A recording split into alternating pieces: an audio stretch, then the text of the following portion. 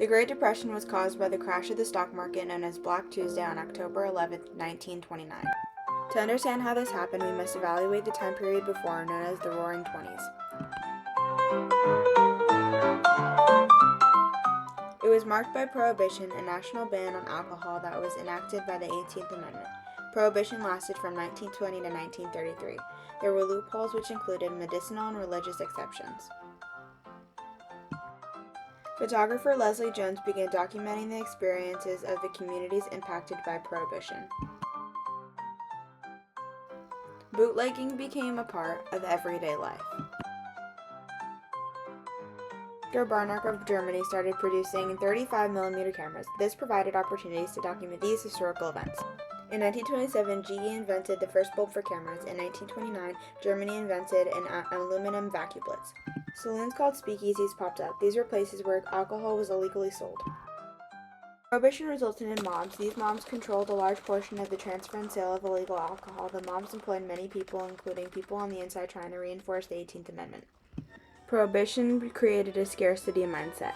As a response, people started to buy on credit. People borrowed money to get automobiles and other luxuries.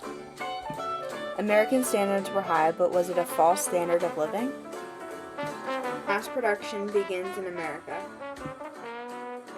Overproduction of agriculture, manufacturing of automobiles, and farming equipment drove prices down and demands up.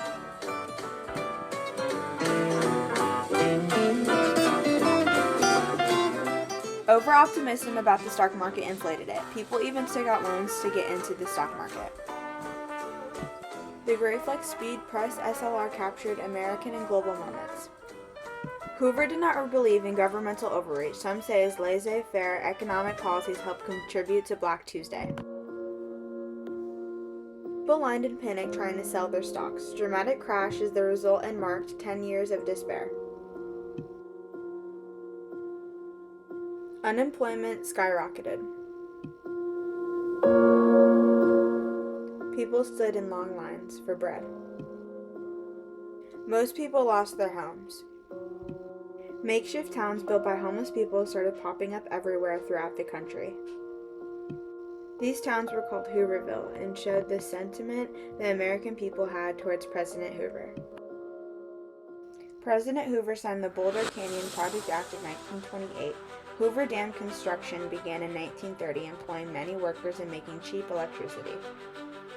President Franklin D. Roosevelt was elected in 1931 and served as president until 1945.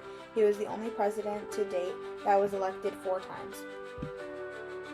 From 1930 to 1933, banks closed temporarily and over 4,000 banks closed permanently. From 1933 to 1938, the first and second New Deal programs introduced creative ways to increase jobs and financial security during the Great Depression. The Works Progress Administration created jobs throughout the country. The Hoover Dam was finally completed. Photography became mobile, allowing for storytelling, capturing real moments in history, and the golden age of photojournalism was born. Hoover hired FSA photographers. Arthur Rothstein, known for documenting the Dust Bowl, a bizarre result of drought and despair. Others included Dorothea Lange and her work known as The Migrant Mother.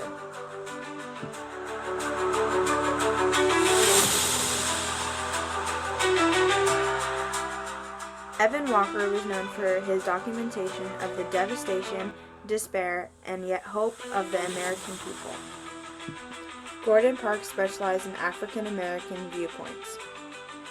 Despite the turmoil, there were many advances in inventions and innovations. In 1924, Lizzie Mackey patented the landlord's game. This later became Monopoly, a Parker Brothers iconic board game. In 1932, the first electric guitar known as the frying pan was made. The first FM radio was patented. History prepared us for COVID-19. We learned we could be prosperous. We could be creative and mindful. We could be interconnected despite distance. This is why we are American strong today.